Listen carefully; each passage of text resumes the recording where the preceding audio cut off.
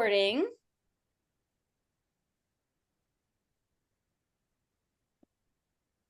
Welcome, everyone. I'm really excited to see so many faces. Really exciting. Today is all about high-level introduction to the LIFT, Listening Intelligence for Leaders and Teams training program. We're not going to run through it in terms of me training you how to facilitate it. Today is really more about, because you're all skilled facilitators, you're coaches, you're consultants. You don't need me to teach you how to facilitate. I think what's important is that I show you what's in the program and talk through some of the exercises. You've seen a lot of the concepts already because we've embedded them in the newer certification training program. So this will be familiar to you. I don't think there'll be anything brand new that will be mind-blowing to you. I'm going to share my screen because I want to show you first off how to get directly to these materials. So if you're in your portal dashboard and you click on resources, the LQ Certified Coach Support folder, you'll get there directly. So if you go to this LIFT, Listening Intelligence for Leaders and Teams folder, all the materials are right in here. So you'll see two main folders at the top. LIFT August 2025.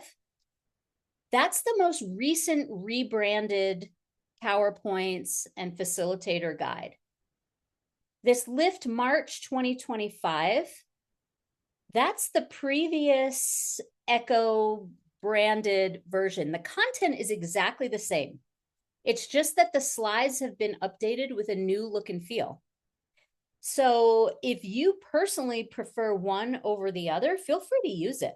Again, the content is exactly the same. We just did a little bit of a facelift on this new rollout. So before we really dive into this, let me make a quick request.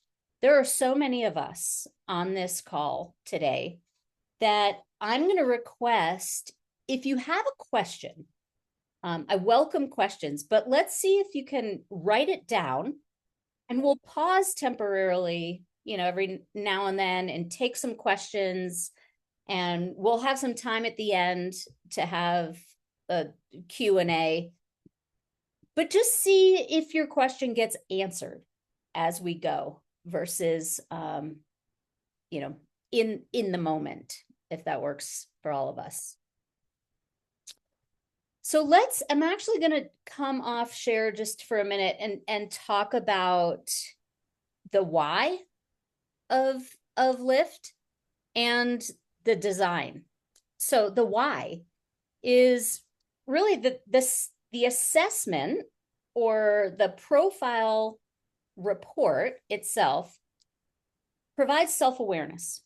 And when we were earlier on in Echo Listening Intelligence, we didn't have an intact training program to go along with the assessment tool. So what we heard frequently was, okay, this is really cool. I have all of this new awareness about how I listen, how potentially others listen. Now, what do I do with this? And so we really learned that our clients, our participants, they really needed a practical framework to apply what they learned in their what they learned in their assessment to be able to apply and develop listening intelligence in the real world in real time. So we developed this curriculum. We also developed this because we know that as coaches and consultants, you're all really busy. And for some, curriculum design is totally in your wheelhouse. And for others, not so much, right? It's incredibly time consuming for those those that do this, we know this, right? So we wanted to make it a little bit easier for you to have more of an impact. So that's why Lift was developed. It was developed to be delivered in modules. So you'll see that there are 3 sessions plus an optional add-on module if you're working with a truly intact team, where you can then use a group profile report. But it was delivered in these 3 modules, ideally delivered 1 week apart. So what you'll notice in these materials is that there's pre-work, there's intercession work, and then there's our group trainings that happen weekly. That said, you can modify this program. You can deliver it in a half day, a full day. It's really malleable. I can help you with some of that design and how to consolidate if needed.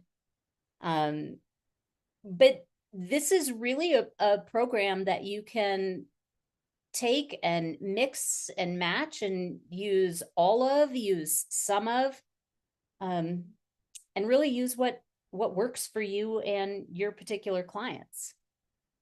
So let's take a look at it. Before I dive in, any urgent questions, anything pressing at the moment?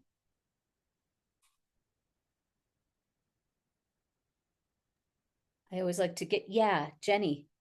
I don't have access to the Google Drive. If that's easy, great. If not, I'll just follow along. Okay, you can follow along for now, and then I'll make sure that you get access to the drive. If you could, Jenny, just if you have a personal email, just shoot it to me in an email, and I'll make sure you get it. If you can get into your dashboard and you click on resources, that might be the easiest, quickest way. That's where I got the access denied. Ah, okay. But I don't want to get us off track. Okay, I'll get you there. Thanks, Allison. Okay, so let's take a look at this, shall we? So I'm going to go just kind of show you the facilitator guide. So the facilitator guide, it's in that shared folder. It's really robust. So you're going to see that there's the general topic, how much time, roughly, slide talking points. There'll be specific facilitator notes, and you'll see that for all 3 modules plus the add-on. So know that you have that available. You also will have these slide talking points in each slide, okay, in each deck. So you'll have 4 separate decks, excuse me. You'll see that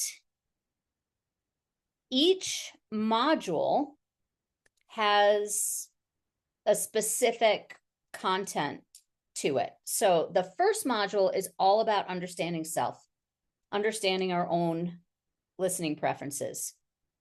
You've seen a lot of this before. The goal, the mission of this program in general is to enhance the quality of conversation. We start by sharing assessment landscape. You've seen this. Roadmap. Agenda. So again, first day, it's all about understanding listening preferences. Note, you have participant workbooks, both in PDF and fillable PDF form. So I'll just kind of show you what this looks like.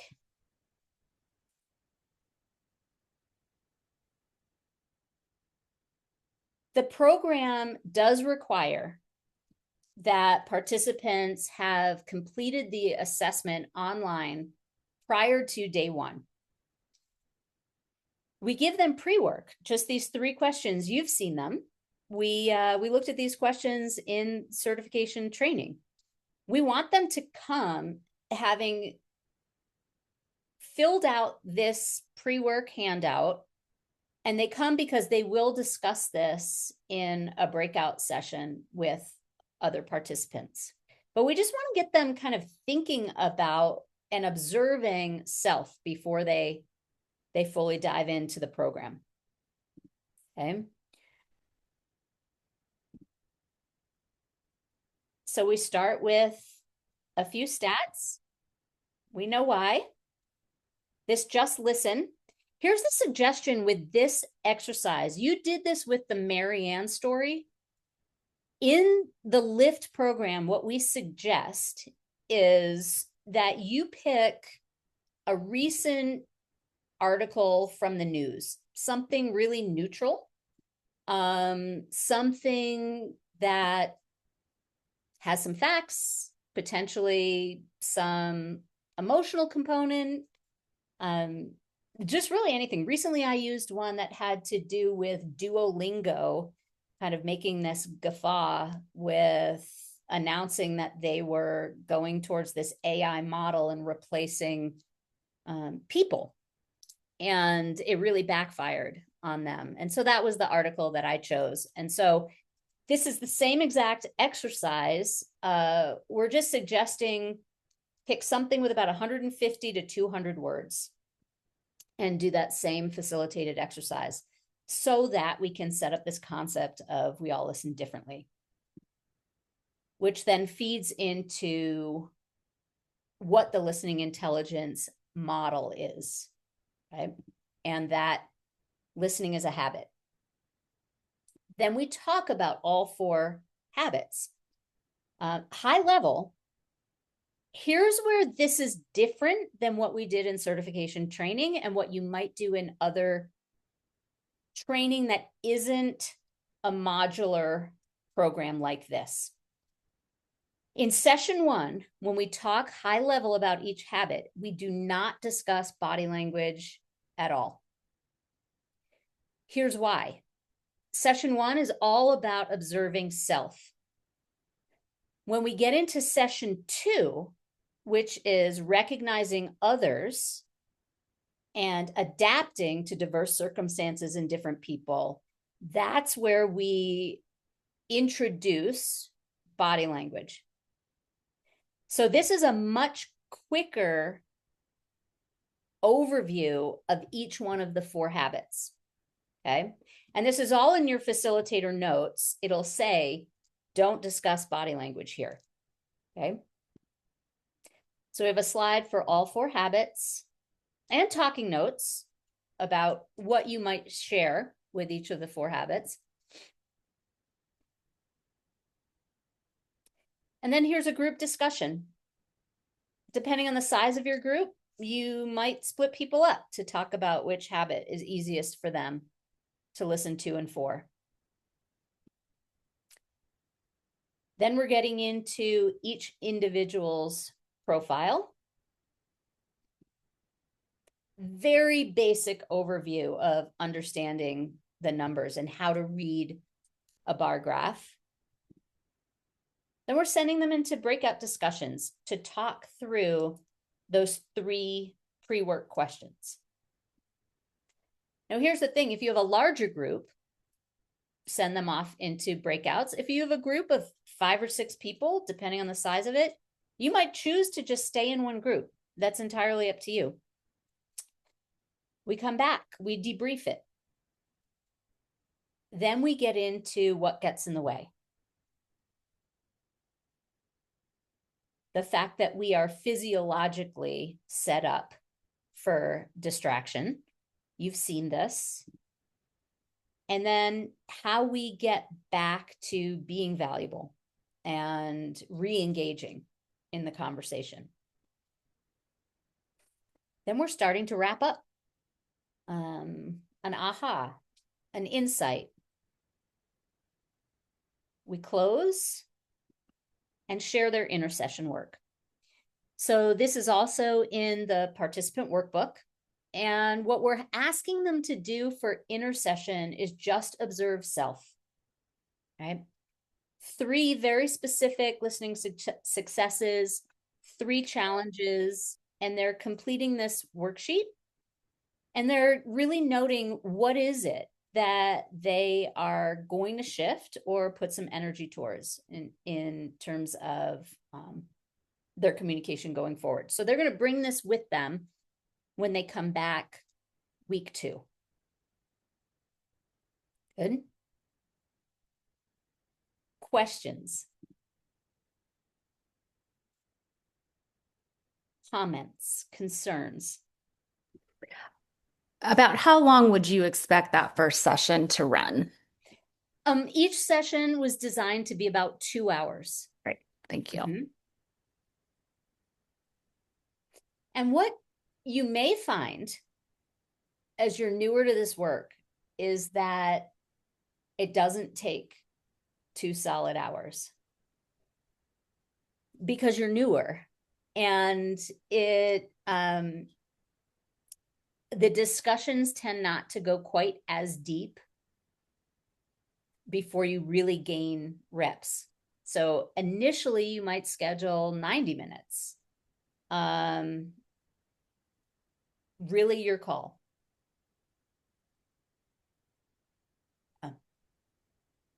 Any other questions about session 1?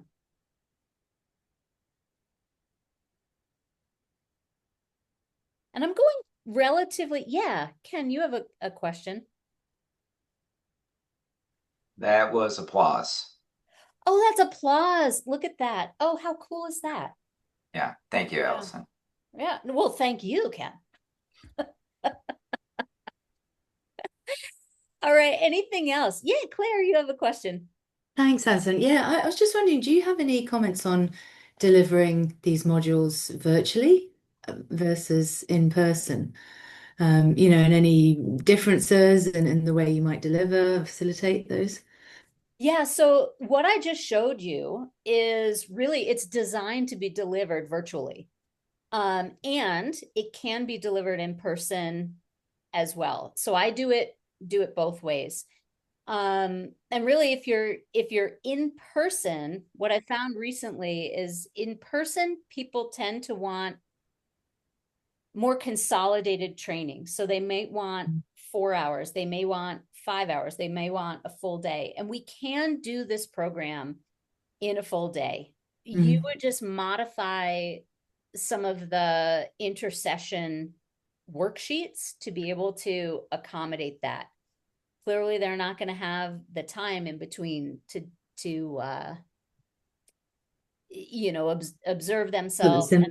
Yeah. But what I'm showing you, I would use the exact same slides virtually or in person. I just may need to modify it slightly based on the format of the delivery. Great. That's really useful. Thank you. Thanks. So you'll just have to decide, based on the size of your group, are you staying together for group discussions? Are you sending people into breakouts? And really the size of your group is based on your comfort level with virtual training, with in-person training. I personally prefer to keep a virtual group for the lift program at 12 or under. That's my personal preference, because when we get into larger groups, it's easier for folks to kind of sit back and blend into the background and not contribute as much. And then you tend to get certain people talking quite a lot more than others. But again, entirely up to you on that. Okay. Let me just check the chat real quick. Provide a refresher on the costs and cost breaks of LQ assessments. The cost is $25 per assessment or per code. Also $25 per a group code. There are bulk pricing options. I make sure that you have a pricing sheet. But with the bulk pricing at 50, I think it comes down to about 22 per code. And at 100, I think it comes down to 20 per code.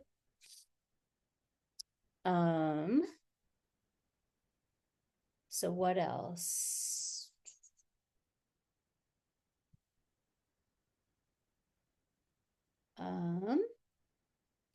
What is the cadence between sessions if we're doing the modules?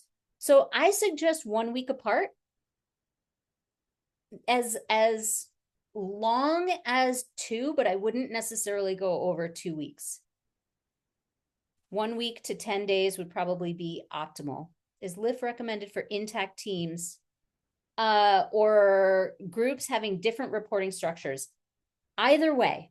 So the way that it's developed in these 3 modules, it can be delivered to siloed individuals or groups that really do rely on one another to get their work done. There's a separate add-on module called Leveraging Group Listening that is roughly 30 minutes. If you're working with a true team that comes together, they meet regularly, they have collaborative decisions that they make, they rely on one another, I would suggest using that add-on module. And you'll see in session 3 in red in the notes, it'll say, if you're using the add-on module, drop those slides in here and use this transition.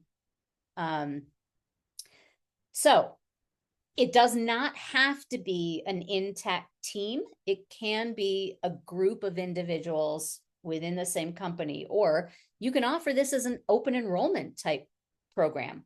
So maybe you have a contact at multiple different companies that are clients of yours, and you want to deliver a LIFT program as almost an introduction to this new offering that you have, and you invite several people from different places to come. Then you would just present all 3 modules without the add-on leveraging group listening that's really oriented towards intact team. I think I saw Sheila. Did you have a question? No, that was the thumbs up to say thank you. Look at, see, every day I show up on Zoom and there's something a little different. Things are moving across my screen. Today I didn't have to let anyone in. You just came in. So love it. The slides I was asking for are the ones to share with the participants of this LIFT training. Martha, I'm not exactly sure. Let's come back to that one. I don't understand the question. I don't see you. Let's see. Do you want to just come off mute and tell me what you're asking for? Because I don't think I understand. Sure. Thank you so much, Allison. I appreciate this. No, I'm seeing that you refer to insert these slides if you're going to have this intact group, or these are the slides for this training, and those are the slides I'm referring to, not the ones that you're using today to introduce us to the LIFT. The slides that I'm using today are the LIFT program. So these are the slides that you'll be using with your participants. Okay, great. So that means that we're going to receive, have access to them, or we already do. Perfect. Yes. Did you come in a few minutes late? No, I'm driving. That's why. Gotcha. So at the very beginning of the call, I showed how you can get specifically to the folder where these are. I'll make sure that I'll make sure that you know where to find them. Although I will look for them, and if I don't find them, I'll let you know. Thank you so much, Allison. I appreciate this. Yeah, Okay. you're very welcome. Thank you. Okay, let's look at session 2. This is, I think this is one of my absolute favorite trainings to deliver. And I say that because there are so many light bulbs that go off for people in session 2, and so many impactful, profound moments for people that they share. You know, the ahas of, oh my gosh, now I understand why this person shows up in this way. Now I understand why we really struggle to, find mutual understanding, or, wow, now I understand why I drive this person crazy or they drive me crazy. Now I understand why my husband and I, my spouse and I always fight over this exact same thing. So, really fun 2 hours to deliver. And again, you've seen quite a bit of it already. When we come back, we immediately go into breakout discussions around their intercession work and their observations of self over the course of that week, or potentially 2 weeks. So they share their worksheet and their listening successes and their listening challenges. So they're in breakouts. These are the questions that they are talking about. They come back, we debrief as a team. So what were common themes? What is notable that you'd want to share with the larger group? Then we ground around what is the focus of today's session. And it's all about the second and third piece of developing listening intelligence. And we start with recognizing the listening preferences of others. And we have this conversation. This is where we're starting to introduce this concept about our misperceptions around body language and the myths of what body language tells us and what it doesn't tell us.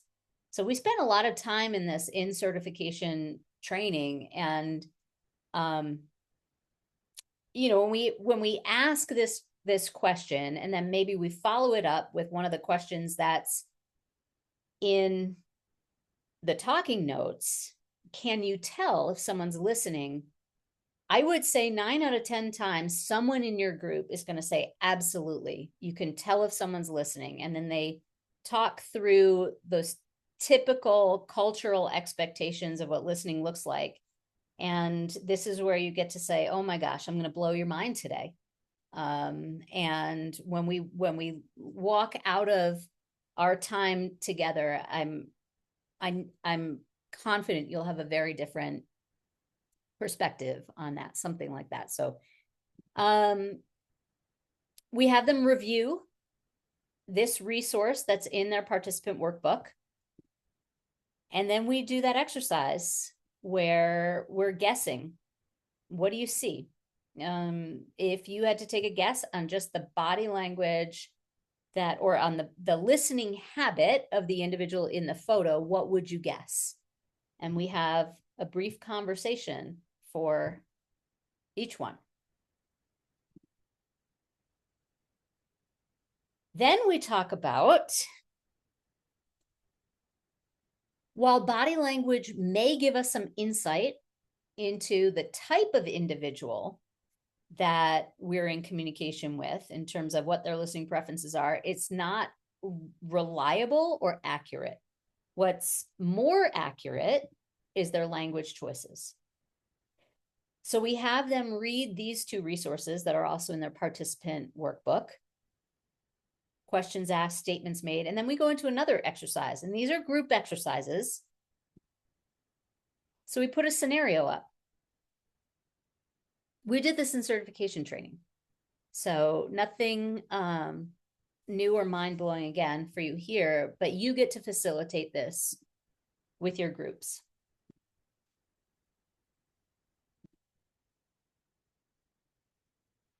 So the next exercise, this will be new to you. You have not done this one yet. We're asking participants to choose a listening lens. What that means is use a filter or use a preference that does not come by default in your listening profile. So we might suggest that they pick one of their lowest preferred habits, and they don't tell anyone what this is. We're going to read them a scenario, and then they're taking turns sharing their response. So this is their first opportunity to put this sort of academic concept into practice for themselves. So they're listening through this habit that does not come by default to them, and then they're speaking a response through that same habit. And everyone else in the group is guessing the habit that they are listening and speaking through. Okay. In your facilitator guide, there are a couple of example scenarios. My suggestion is that you work with someone internal to that organization and you ask them to help you create a scenario that's really relevant for that group. Okay.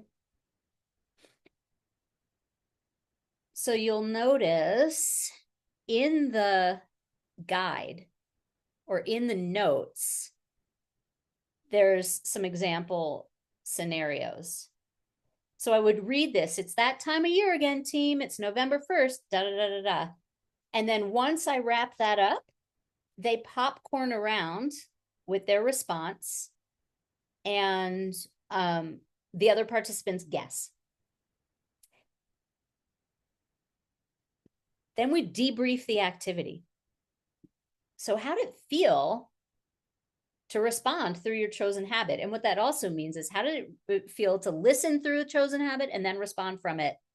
And then as the listener, were you able to pick up on cues and clues of the speaker?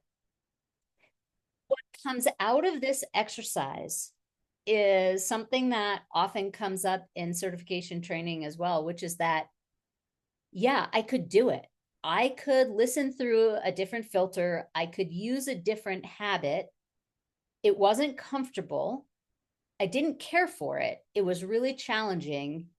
And I see the benefit of it. So there have been a couple different times where participants have said something along the lines of, yeah, it was really difficult. And now I have a new appreciation for this coworker.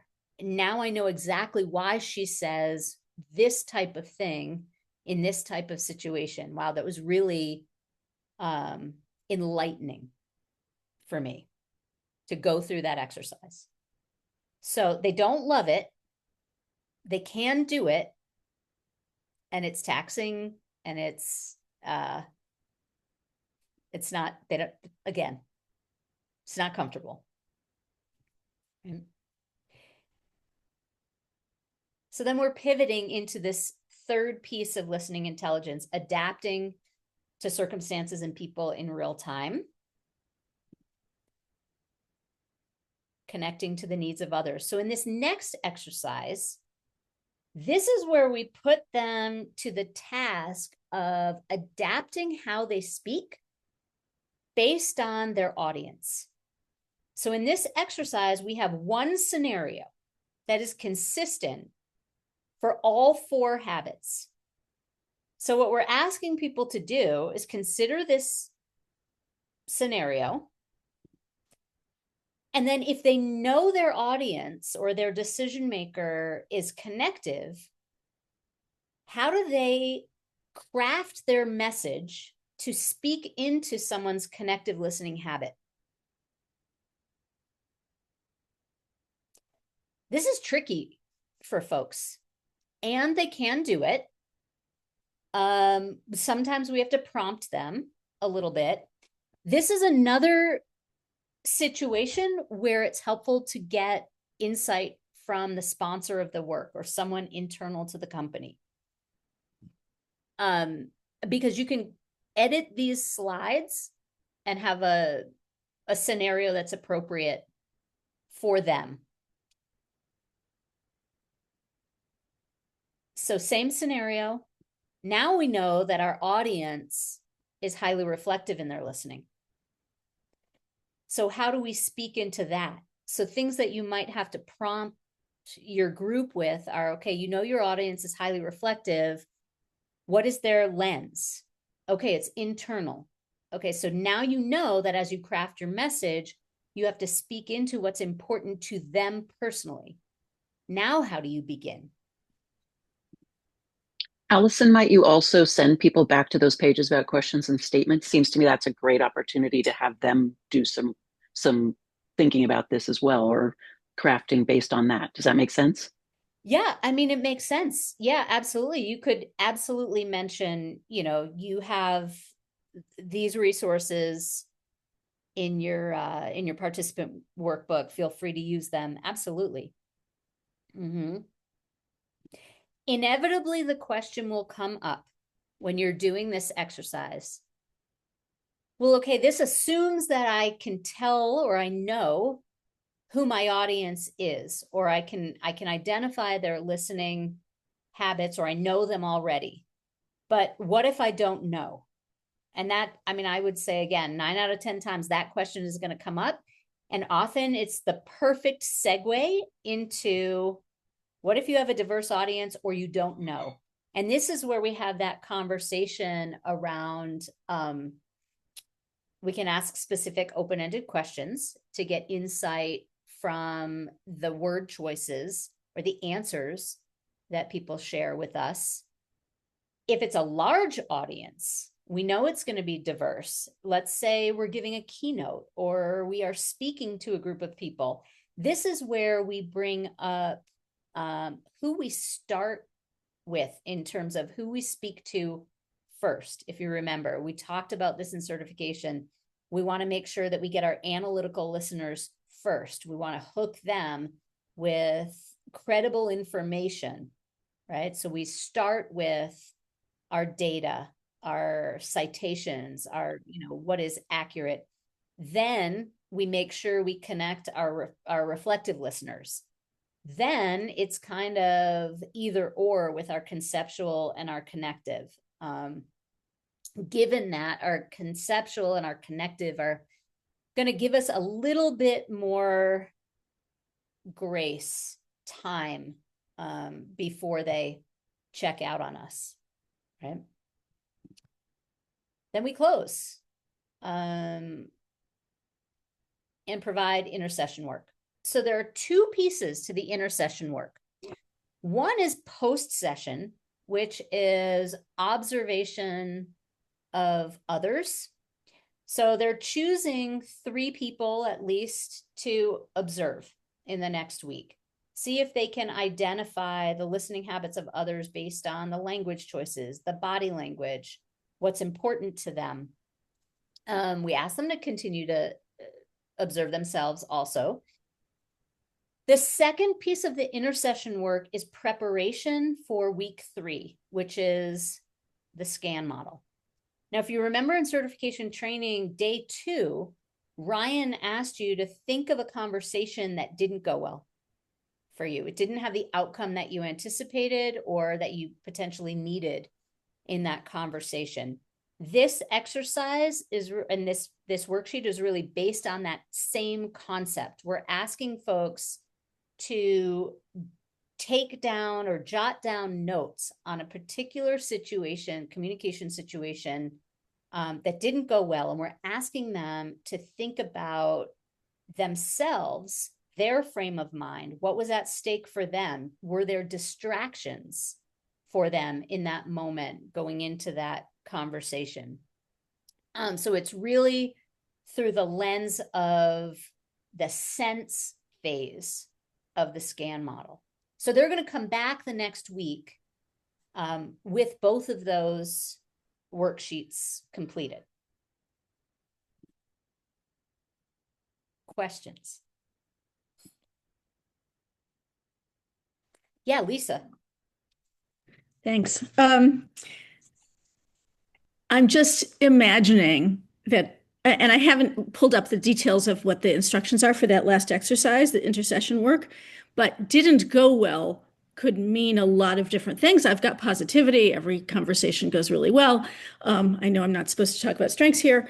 And I'm just wondering, does everyone here didn't go well the same way? Or if I haven't looked at the worksheet, does it get a little more specific? Yes. So let's just look real quick at that worksheet. I'm going to pull it up and then I'll share my screen.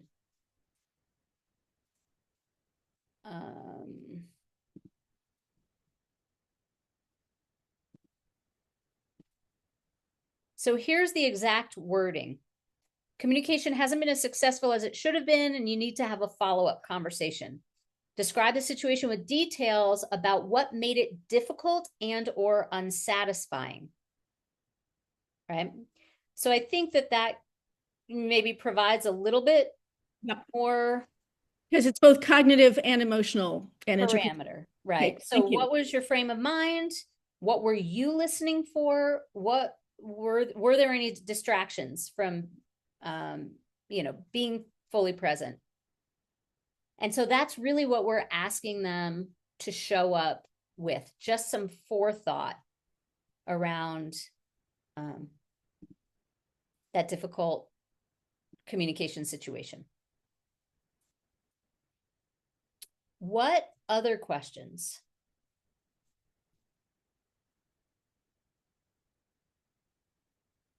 You have another one, Lisa. Yep.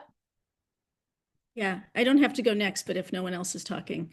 I'm wondering, this is sort of more general. Have you encountered people who say, I shouldn't have to adjust my listening style? Have you encountered any kind of resistance like that? And, I personally, because I know people who probably would say this. Yeah. I've never had that come up in a workshop, in a training. I've never had someone say I shouldn't have to play a role in this at all. It's up to everyone else. I have had individuals in trainings that initially resisted. And then by the end of it, have had kind of enough of an aha or a pivotal personal experience in that intercession that, allowed them to really buy in fully. Mm-hmm. One of the questions was in that listening exercise where we're asking people to choose a listening lens that does not come by default to them. And the question was, well, what if you have a flexor? What is the instruction that you're going to give to a non-dominant listener? I would just say pick any one habit. Because what we know about the non-dominant listener is if they have to stay in one lane, just that in and of itself can be challenging for them.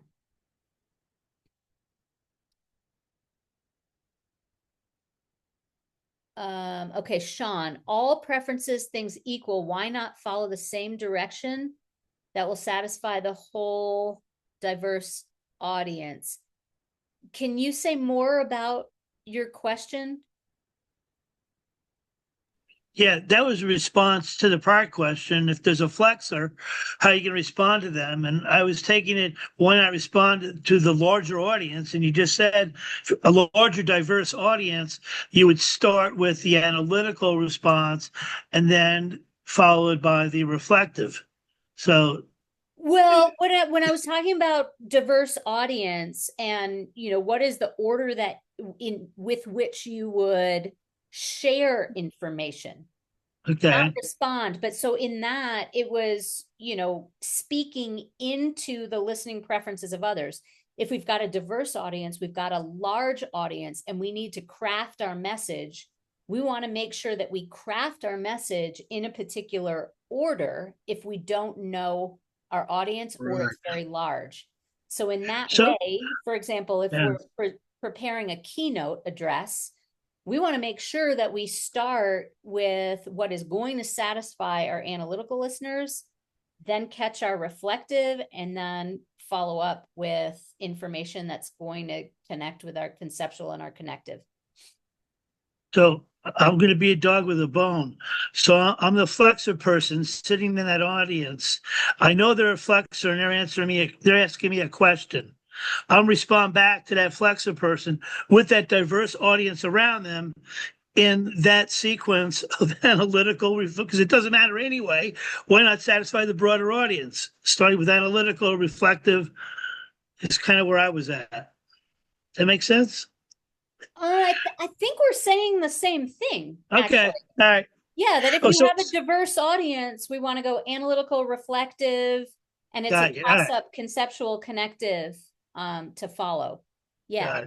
So while I've got you, you'd said some really powerful things in the certification as it relates to the LQ profile versus active listening, and just teasing up anything around, because everybody understands active listening. Not everybody understands, echo listening profile. You had a really nice way of saying a few things about that I'd love to hear again. Yeah, well, those talking notes, or the distinction between active listening and listening intelligence, that is in the talking notes on the slide. That is, have you ever misunderstood someone's body language? Have you ever been Okay, misunderstood for I couldn't yours? find it. I knew it Mhm. was somewhere. I didn't know where to look. So, okay, it's there. Yep, it's in there. Yep. That's good. Yeah. Oh, one other question. Are you familiar or aware of any people that have retaken the assessment, and what kind of change did you see in general, if any, when they retook it? Right? Because a lot of Let's assessments. pause on Yeah. that question for Okay. the very end. How about that? That's And fine with me. Yep, we'll get to Q&A at the end, and we'll talk about whether or not it even makes sense to retest the assessment. I remember that answer. I'm asking a different question. Okay. Oh, Claire, you have a question before we move on. Oh yeah, thanks. I have a question that probably just shows my ignorance, but you spoke earlier about scenarios where you don't know your audience's listening preference or preferences. And I know in our certification material we've got lots of really useful information about statements that somebody with a certain listening preference might make, or questions that they might ask. Yeah. But do you, as a way of us identifying someone with those listening preferences, do you have a really powerful question or set of questions that you can just ask conversationally with someone to try and elicit, a response from them that might indicate what their listening preference is if they haven't taken the assessment? Absolutely. So beyond, sort of saying, how do you think you listen, or how do you think you prefer to listen? Do you have Yeah. any questions that seem to really resonate with, different types of listeners? So yeah, it's a really good question. And this comes up quite often when we are on that slide with what if you have a diverse audience? Yeah. My favorite question, and this assumes we're starting a conversation or we're in the midst of a meeting. We have a specific amount of time. My favorite open-ended question to start every meeting with is, we have 45 minutes together. What's really important to you that we cover in this 45 minutes, so that when you walk away, you feel satisfied that this time was useful I love that. or Yeah. valuable? Yeah. Because Yeah. how they answer that question will tell you so much about what they care about, what they Absolutely. need you to speak to. And you'll hear such different answers to that question. Yeah. If it's a sales-oriented conversation, you're in a conversation trying to pitch to someone your offerings. If you ask that question and they say, well, I'm really looking for a way to make more impact through the work that I do, you're going to speak to that connective lens. If someone is asking you something along the lines of, like, I really want to know what the cost of working with you is, that's a very different thing that you're speaking to in that 45 minutes that you have together. Yeah. Right? I love So an that. Thank open-ended you. question is really one of the best ways to start to identify. Here's the thing, sometimes, right, if they're dual dominant, triple dominant, non-dominant, you may not even know what they need when they answer that question. So you might even ask it a little differently. Say, I have some information to share with you. Do you prefer that I start really high level, big picture, kind of how this fits in general, or do you prefer that I go more granular in how I share this information with you? So That's Perfect. Thank you. Yeah, that really makes sense because I often would ask that in a particular scenario, and I hadn't really made that connection between that, asking that question, then eliciting, information from someone that indicates what their listening preference is. And I guess to a certain extent, preferences are situational or context dependent. So, asking a question about what would you like from this meeting or from this time that we have together is going to be really powerful, an indication of where they might go in that particular conversation. Yeah. Yeah. Thanks. That's really useful. Yeah. So let's talk session 3. You know the scan model. We spent a lot of time with the scan model in day 2 of certification training.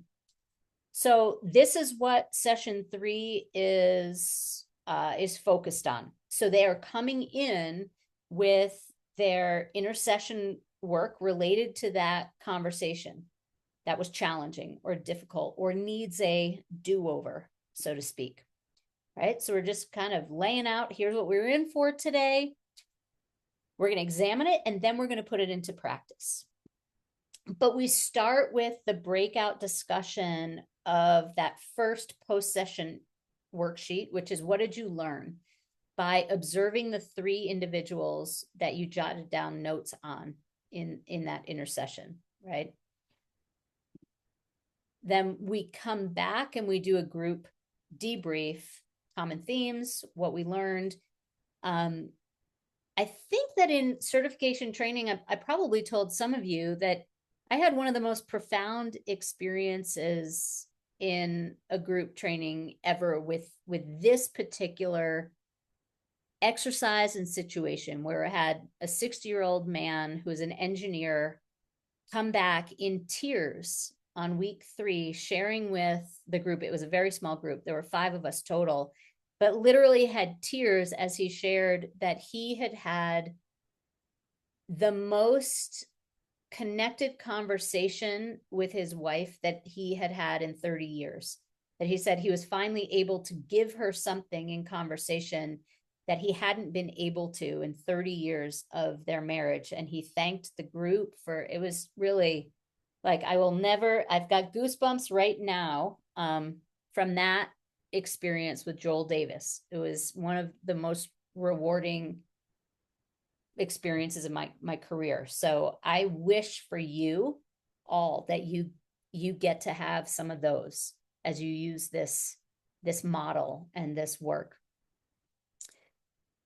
So here we are making that distinction for them between what listening intelligence is as the skill or agility that we're developing, and what SCAN is, or the SCAN model is, which is the practical framework into which we apply listening intelligence.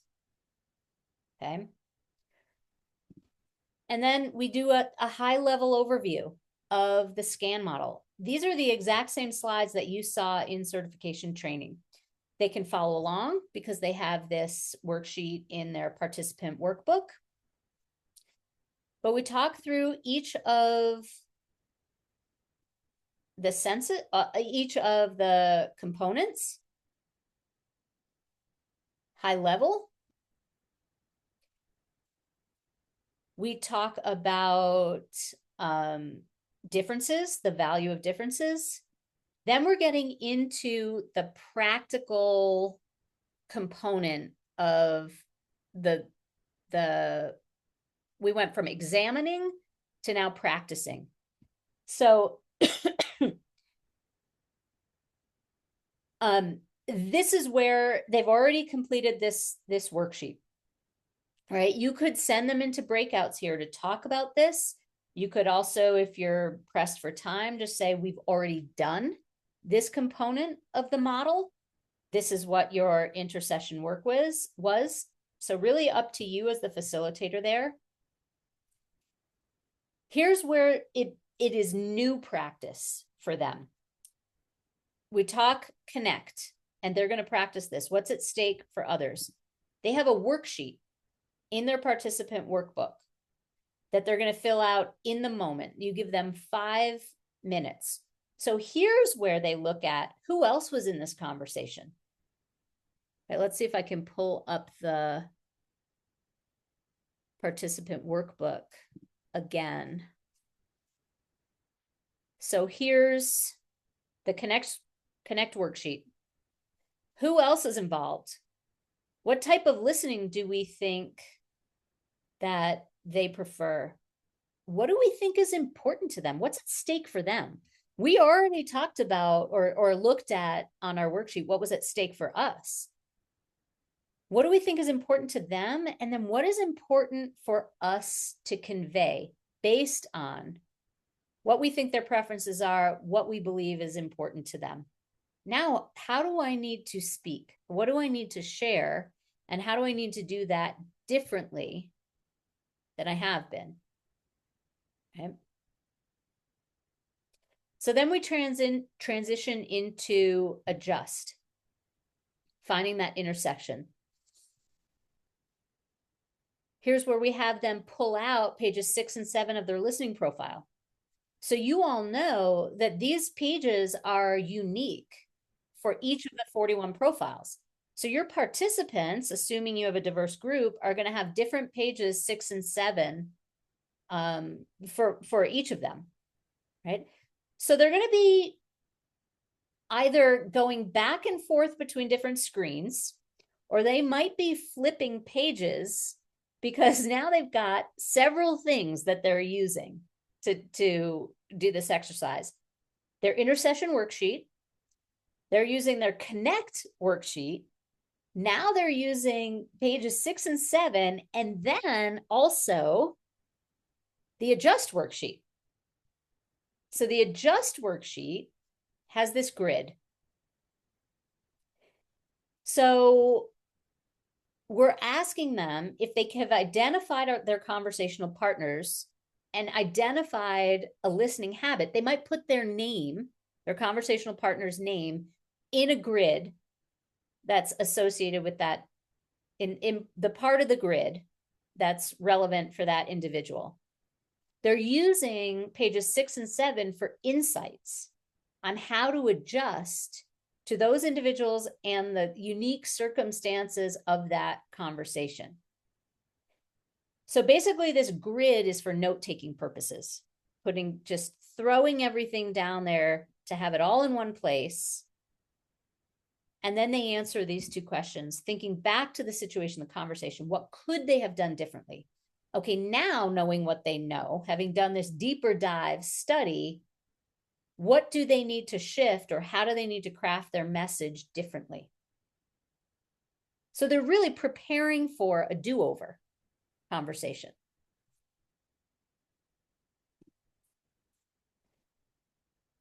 So then what we're having them do is just put that aside for now. Okay? So they've done the connect, they've done the adjust, they've got all of this deeper insight, but they're not sharing it yet. Because now we go a little bit deeper into navigate.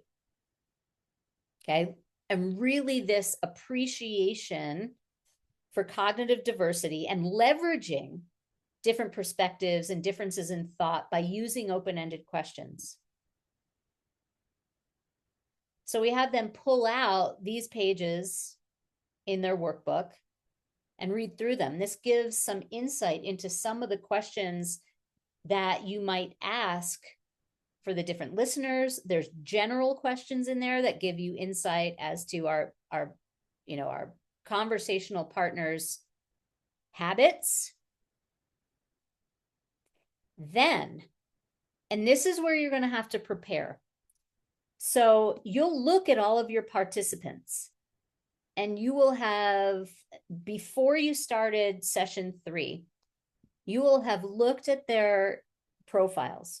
You are creating breakouts with the most diverse listeners in each breakout. 3 to 4 people in each group. Right? 3 would be the minimum. 4 is preferred if you can swing it. But again, as diverse as possible. So you'll have to have your groupings identified before you put people. It's not random breakouts. And it's so important because in this breakout session, each individual, and it's a longer one, it's roughly 20 minutes, each individual is going to share their scenario, their conversation that was unsatisfying or not as successful. They share it for about 2 minutes. The participants, the other participants in the group, are asking open-ended questions about that situation, not to solve the problem. That is not the goal. It's not to solve the problem. It's not to provide advice. It's to inspire deeper thinking. So when we give the instructions in this breakout, we actually say, you know, if you're the speaker and you're sharing your scenario and you get a question asked of you, you don't have to answer it. In fact, sometimes it's even better to do this exercise without answering questions. We're telling the listeners, don't provide advice. Just listen to learn something that would make you curious enough to ask a question. So what happens with this exercise is quite often people will come back and say, wow, like it was so valuable for me to have this person in my group because they asked a question and made me think about something that would have never occurred to me before. So in this exercise, they really feel that value of diverse people around the same topic, right? What you often hear from the listeners that are asking the open-ended questions is they say it was a totally different experience listening without having to solve a problem. Just listening with this intention to take in information, but not have to do anything specifically with it. Like there's a freedom in that. I've actually had teams when we do this exercise say, we're going to adopt this in our meetings when we have a new initiative or a problem to solve. We're going to do this exercise. We're not going to have conversation around it. And the next time we come back to meet, we'll share the answers that we came up with to some of the questions that were posed. So it's a really, really powerful exercise. And so that's a lot of things that'll come out in the breakout debrief around this. If you're using the add-on group listening module, leveraging group listening module, this is where you would add it. And you'll see that it's in the talking notes of this slide. It's in red, like you can't miss it. If you're working with an intact team, you'll drop those slides into right here. Okay. And so after those slides, which I'll show you real quick, and there's just 5 of them. So it's every team has a unique profile. We say, here's what a group profile looks like in general. Here's what we're gleaning from it. Here's your group profile. And you have all of those questions in your manual that you can ask. A lot of them are also in the talking notes in the slide. How diverse is your team? You know, this is another follow-up to that group discussion. And then you go back to putting it all together and closing with commitment. Okay. There you have it. That's the LIFT program in a nutshell.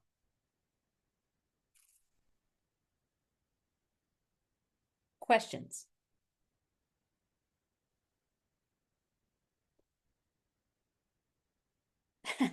I love it. This idea generator is in awe of all the resources. Feels very robust. My mind is literally blowing up over here, Allison. It's a good thing I'm actually off camera. This, I stayed up until 3 a.m. generating so many ideas that I was like, okay, I rolled out of bed at 9. I was like, oh my God, but this is amazing. Yeah. Thank you. Thank you. It was absolutely a labor of love. I had so much fun developing this curriculum, and it's right now this program is in the third iteration. So when we rolled it out in 2021 initially, it was actually 5 modules. And then we consolidated it into 3. It is so malleable. And again, you know, if you get into a situation where you can't facilitate it in the way it's lined out, we can chat, because there's a way. The other thing that to note is that you may not always have to facilitate all 3 modules. You might do module 1 and the scan model, right? Or you might just do the scan model as a standalone if you've done a different version of working with a group or a team to share their individual assessment results with them. So there's a lot of flexibility to this. Marina, you have a question. Yes, hi. And maybe there was a tool like that. I just part of the time I was with my kids in the morning, in the earlier morning. But so are there any tools that we can use without taking the assessment? So for example, with strengths, we have like the 5 clues to talent, or in case we facilitate something, we want to use the, you know, the listening model, but they're not taking the assessment. It's a very large group, or like for some reason right now they're not doing that. Yeah, in the folder, let's see if I can show you. Yeah, we do have a self-assessment tool. I mean, I think it's important to share. If you're using the self-assessment tool, it's important to share that this is not, there's no science to this. It's all self-assessment. If they want science that's validated, online assessment is the way to go. But it is in, I believe, profile resources. And it is called self-assessment tool. So the way that you would use this is if you are talking through the 4 habits, let's say you talk through connective, then you give them a minute and have them check off in the strengths and the challenges what resonates with them. And then after you've talked through all 4 habits, you have them total up their scores and then rank in order, highest to lowest. And that gives them a sense, maybe, of what habits are more dominant for them. So you can certainly use that if you're giving a keynote, for example, and you want them to have some sort of tool to self-assess. You just have to really set it up that self-assessment can be difficult because we often answer from how we want to be versus really how we truly show up. Yeah. Jennifer, you had a question. Yeah, I'm just curious. I work with young people a lot, so teens and young adults, and wondering, would you shift this? Are there more, I don't know. I mean, this probably can translate, but it might be a little overwhelming for a younger person, and just wondering if there's, Yeah. You know, so a couple of thoughts on that. If they don't, you know, so much of this is oriented towards workplace. If they don't have experience in a workplace or working collaboratively with others, it may not be as relevant for them. It may not land quite as well. So, you know, you really have to consider the audience, and you can certainly take pieces of this, I think. And then other pieces probably won't be relevant. So you can use some slides, hide other slides. if they're not going to work for your particular group. We are not telling you this is the intact program and you have to follow it to a T. Okay. We are saying, you know, if you take LQIP, please cite it. Right? If you take some of the IP and you put it into your PowerPoint look and feel, please make sure to cite the LQIP. Okay. Thank you. Yep. What else?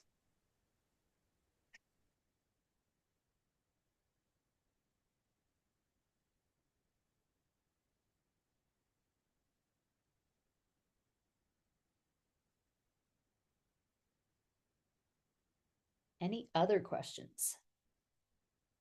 Because this would be crazy. You might get 15 minutes back in your day if we don't have any other questions. Holy cow. Actually, I do have a question here, Allison. Something that Sean had mentioned earlier about retaking the assessment. And one of the things I was thinking of as an HR practitioner, and you know, with this kind of looking at the metrics around, you know, with companies, they want to see some kind of data. And so if it's something that we are looking at improving, or some better desirable habit, for example, for a leader, it could possibly even be part and parcel with their 360, I'm thinking, but I'm curious to really know what your thoughts are around this one. Yeah. So I feel pretty strongly about this. That said, it's not, what is this? The expression, it's not the hill I die on. I feel pretty strongly about this.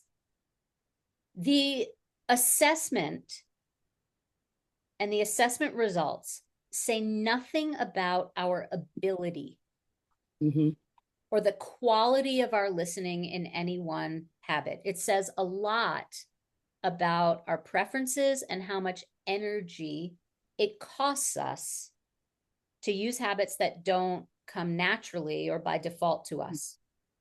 So this is not a metric of how good you are at listening through any particular lens. There is no metric for improvement in terms of profile. Got it. Yeah. Right? The metric for improvement is the quality of our conversations, the quality of our relationships, and whether or not we really become more able to adapt in real time, on the spot, to different circumstances, the context of the conversation, the people in the conversation.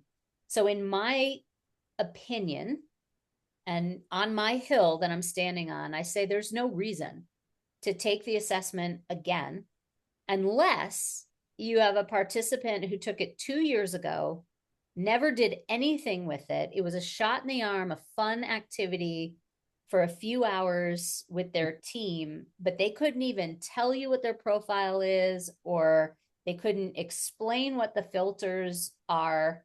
And they're stepping into another training because they're on a new team and they have to, like, then you might have them take it again, because given their current role, it might be a little bit different than their previous role. And it gives you a, you know, real-time measurement. But that's really the only circumstance that I would say have them take it again over a period of time. Another thing I was thinking of too is the lens through which we hear or see the world around us can be definitely shaped by our circumstances. So whether or not you're in a job where you're, you know, kind of like along the burnout route, or this, that, or you're having some, you know, you're going through like a life-altering event, those things really do alter even the way that we perceive ourselves. And so I think just from that those kind of circumstances, rather, I think it might be helpful for people who want to do it just on their own.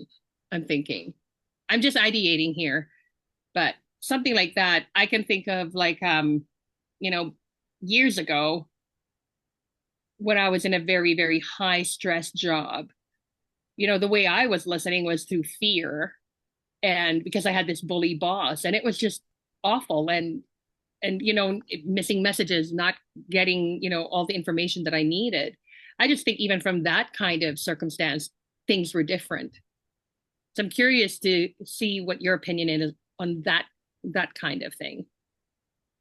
Yeah, I mean, my opinion is it's kind of still the same, is that if you understand the model and you understand the habits and you're really practicing scan, which is to sense, right? Mhm. What habits am I using right now in this moment?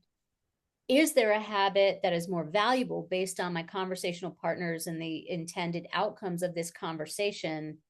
Then the result of the assessment in the form of the profile is not really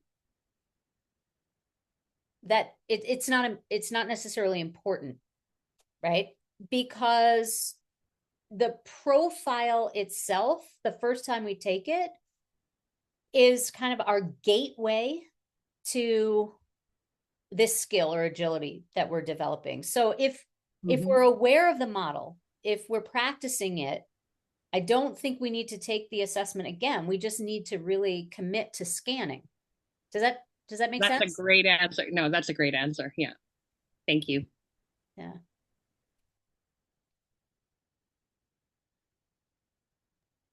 What else? Alison, like in other words, once you're developing the self-awareness, then you don't need to go back to the assessment anymore. You just keep Yeah. becoming aware of how you're listening and Yeah. I what mean, you the more need. you are aware of the model, almost the harder it is to retake the assessment. Right.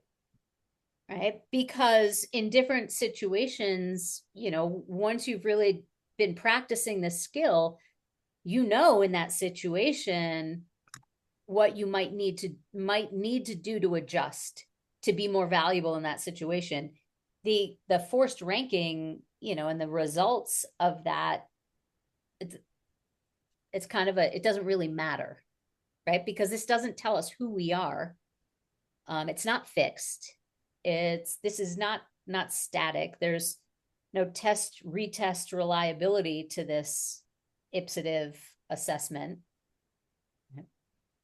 I have a question. Yeah. It's probably a very subjective question based on the coaches and the geography and whatever. But I mean, what would you expect as a cost for is it per participant, or obviously if it's a company, they're paying for the team? I mean, is there a reasonable like Yeah. range we should be shooting for? Again, That is such a good question. And something that's really important to know is that LQ, listening intelligence, we do not dictate in any way your pricing.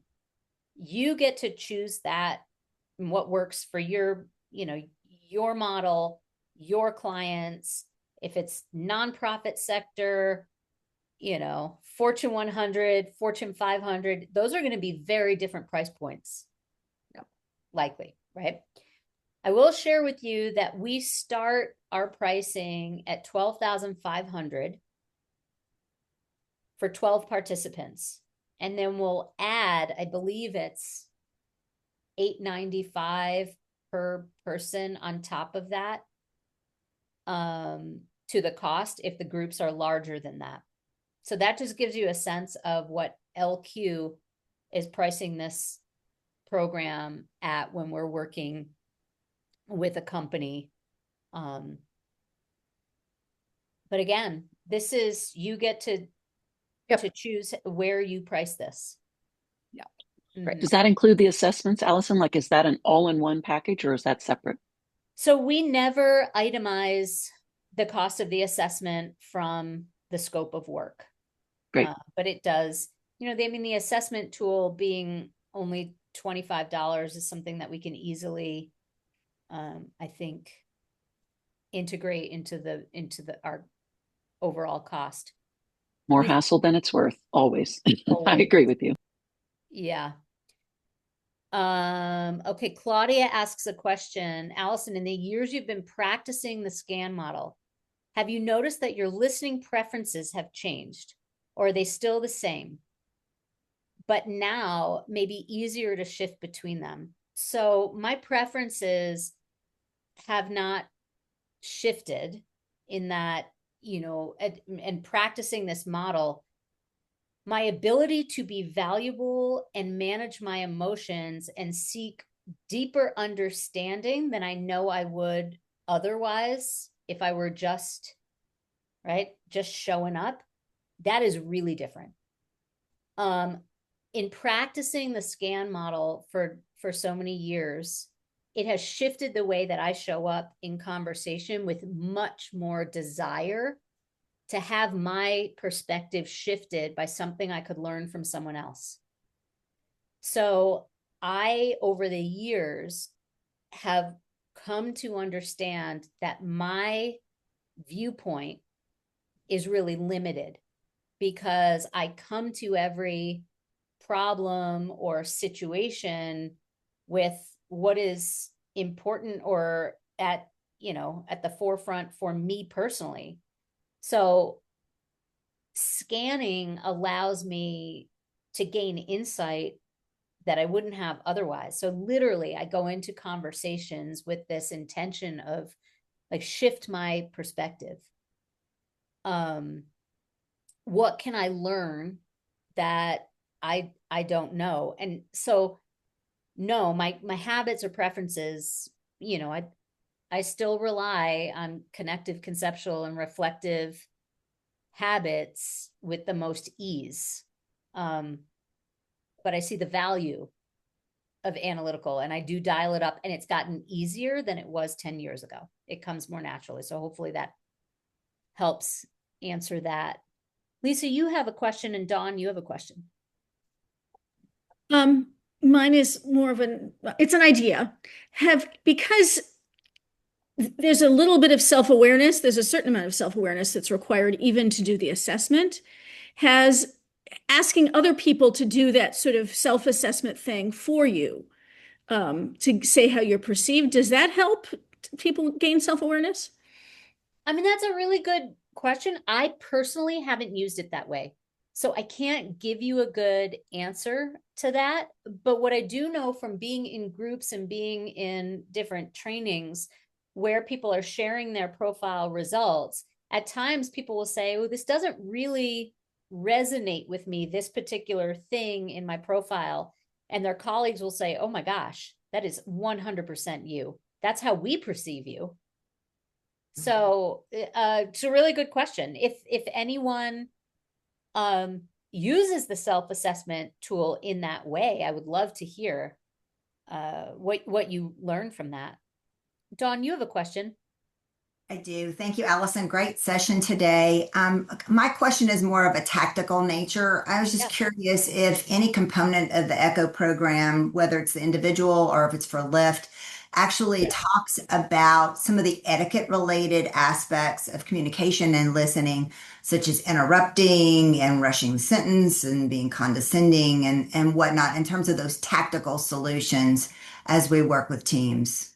Yeah, it's a really good question. There's a little bit of that in the talking notes, but I would say a lot of that comes up in the organic conversation when you are doing this training and facilitating.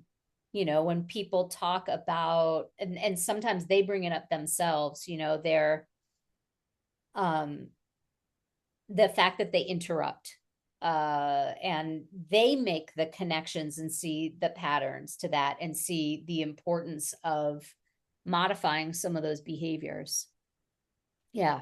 So there's a little bit of it in the talking notes, and some of it also comes up just naturally in conversation. Yeah. Is that a goal maybe for the future to be able to add, this is my conceptual talking, to be able to add some level of that from a recommendation aspect of things? Because it's a thing. It's a really big thing. And the area that I focus on is business development and sales. Yeah. And making those assumptions. It's like finishing people's sentences. It's that impatience in the conversation also. So if there's any level or any recommendation to be adding a component as a module, Yeah. that would be very helpful for the groups that I work with. Great. Okay, love it. Thank you.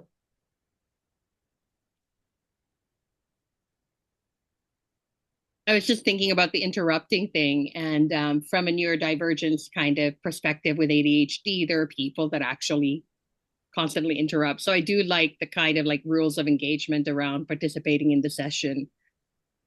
Mm-hmm. Yeah. See the value in that for sure. I guess, like in terms of, with these kind of presentations anyway, a lot of the times we just actually talk about that at the beginning in terms of, here's what the expectations are, the rules of engagement today, just like putting away your phone, those kind of things, limiting distractions. It's kind of part of that original conversation. Yes. Agreed. Look at us. It is 10:29 Mountain Time, 29 minutes past the hour. I think we nailed it, team, in terms of getting this done in the appropriate amount of time. Really grateful that you showed up and had excellent questions. Please know that you can always email me if you have questions that come up after we wrap up today. Okay. So thanks for being here. That's all I have for you. Thank you. Thank you so much. You bet. Bye, everyone. Bye. Thank you, Allison. Thank you. Thank you, Allison. Thank you, Allison. Yeah, very welcome.